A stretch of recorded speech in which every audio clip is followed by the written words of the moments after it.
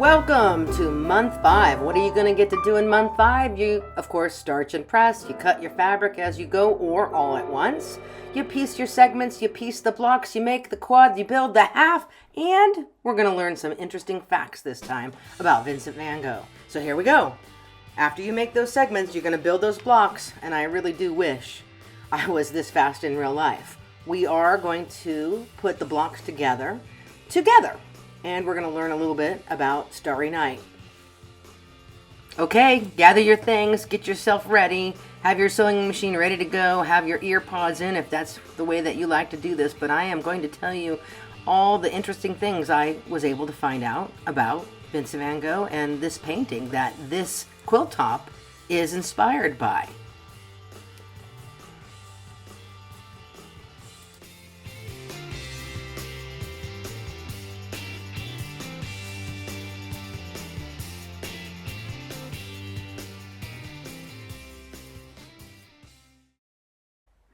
Fascinating fact number 1. Did you know that Vincent van Gogh painted the Starry Night while he was living in an asylum? That's true. It's probably one of the most surprising facts of all. In 1889, Vincent van Gogh voluntarily admitted himself into a psychiatric asylum in France. He'd been struggling with severe mental health challenges, and he hoped that the institution was going to provide stability and treatment. And then from that room that he stayed in, he could actually see the countryside through a barred window. And that view became the inspiration for Starry Night. However, the painting, it's not an exact copy of what he saw. What he painted, he combined what he observed and his memory and his imagination to create this dramatic scene that we all know today as the Starry Night. It's remarkable to think that one of the world's most beloved paintings was created during one of the most difficult periods in this artist's life.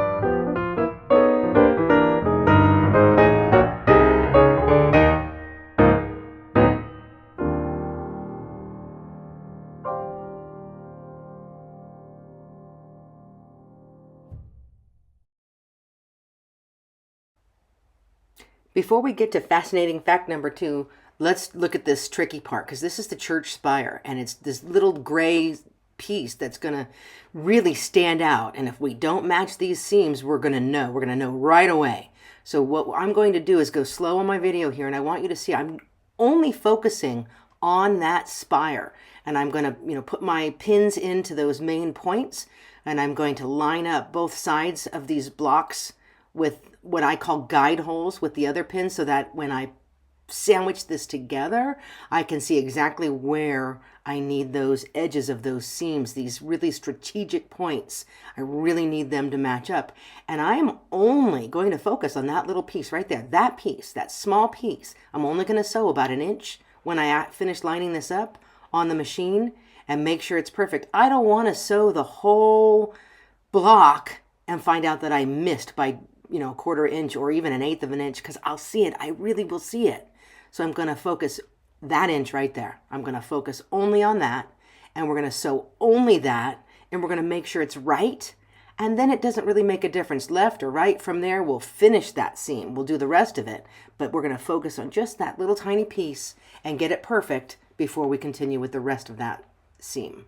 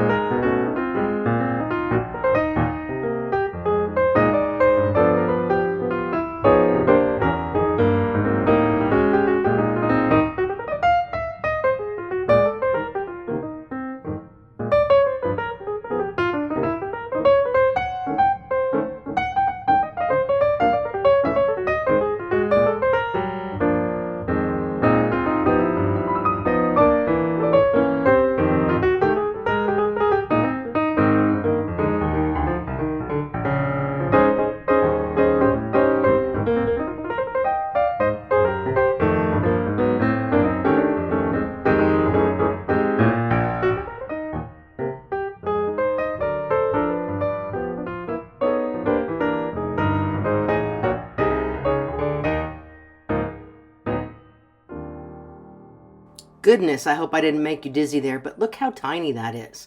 That's the church spire right there, and that's the focus. We are literally getting that little tiny piece perfectly lined up, and we're going to make sure it's right before we do the rest of it. So I'm just going to do just that inch, just like I told you, and then we're going to take a look, and we're going to see that we are right on top, our seam's right. We're going to double check it. We're going to cut the threads here. Yeah, here it goes. Oh my goodness. Look at that. Look at that. Did you ever see anything so perfect? Well, we lucked out on our first try. Call it luck, call it skill. Some of you will get it the first time, and some of you will have to repeat that process till you get it right. It's up to you how perfect you want it to be. I get very specific when it's a light color matching right up next to that dark color because I can see it from across the room. And I got lucky on a first try. Hey, I'm not perfect. Sometimes I have to get the seam ripper out and do it over. But we got real lucky, and it's just wonderful. And so we're just literally going to finish lining up these seams, these really important intersections of seams between the two blocks. And then once we have that part done, we have what we call the pair, right? We've put the two blocks together, and we're going to work on the other side after that. And then from the pairs, we'll end up making a quad, and then we'll end up connecting that into our quilt top. So that brings me to interesting fact number 2. The village in the painting, it didn't actually exist. So if you look at the Starry Night painting, you'll notice that there's a village nestled like beneath the sky. And this is what's cool about this, is there's no village like that outside of Van Gogh's window where he was. It didn't exist. The town was in his imagination. And art historians, they believe that Van Gogh, he added the village to create balance and storytelling within the composition. The church steeple, which you just stitched together in particular, it resembles architecture from his native Netherlands rather than southern France. And in a way, the painting combines multiple worlds. The French countryside as what he could see, and memories of home, and the powerful emotions that he carried within him. I don't know about you, but when you look at a painting like the Starry Night, it's just one of those images that you could sit there and look at it and come back the next day and look at it, and you keep finding something new. And I think that's true of this rendition, this impression, this quilt top. When we start to see the blocks come together, you see something new every time you look at it. It's fascinating.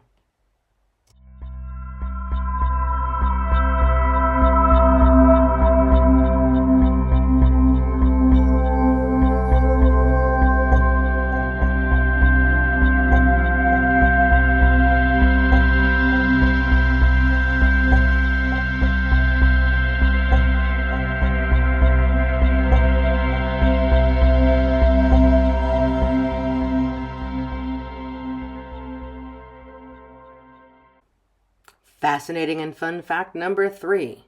Van Gogh considered the painting a failure. Unbelievable. How many times have you worked really hard at something and thought it was a failure? But family members or friends told you it was fantastic. I mean, gosh, could you imagine if he listened to himself? In letters to his brother Theo, he expressed doubts about the painting and he felt it was like too heavily relying on his imagination rather than like his direct observations. And he worried that he strayed too far from reality. But today people just completely disagree with that assessment. I mean, imagine if he went with that feeling. Because what Van Gogh saw as a weakness, it became like the painting's greatest strengths, the swirling sky. It just doesn't show what the night looked like. It shows what it felt like.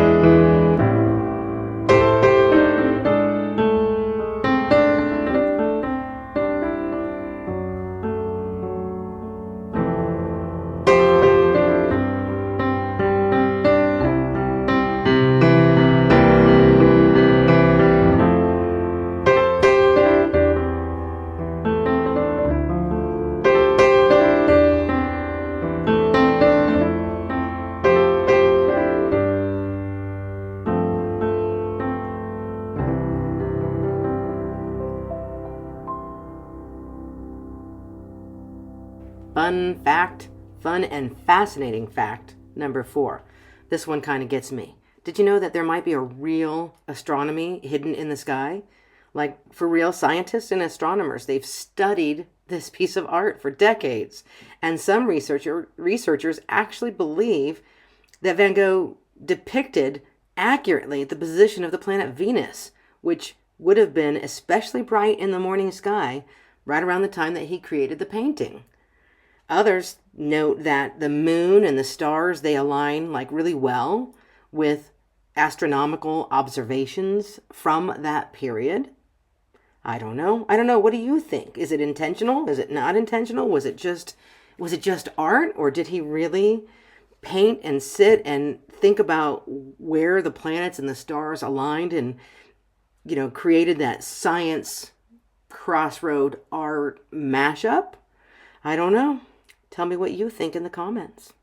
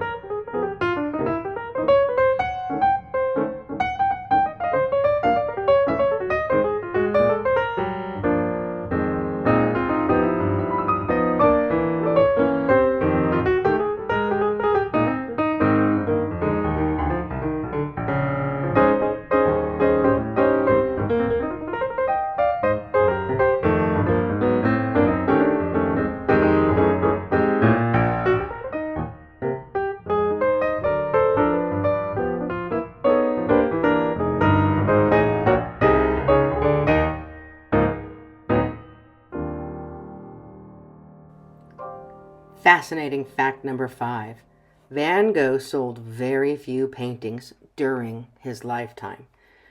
I think that's probably indicative of many artists in the past.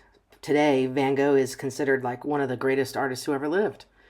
His paintings, they're worth millions of dollars. In museums, they would proudly display his work. And his style, it's inspired countless artists, designers, creators, quilt makers.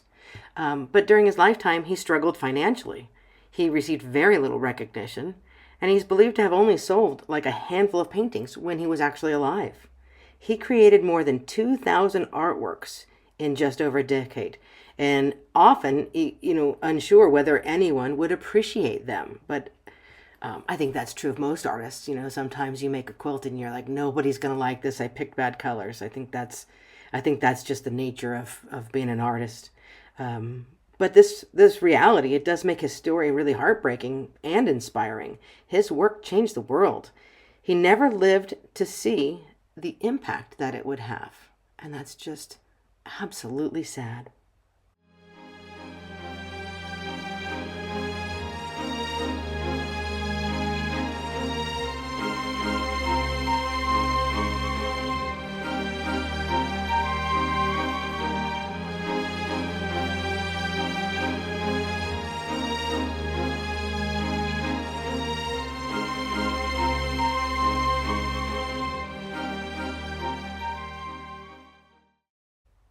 I hope you are enjoying these fun 5 fantastic facts about Starry Night and Vincent van Gogh. But we have a quilt to finish, and we've got to get back to sewing that. So we are going to keep putting these pins in these important parts. We're going to sew this seam together, and we're going to actually have a quad done. And what are we going to do with the quad once the quad is done? Let me think. I think what we're going to do is we're going to attach it to the previous blocks that are going to be above it. So we're going to end up with the half. We're going to sew the half. But we got to finish this quad first, and then we're going to sew the half.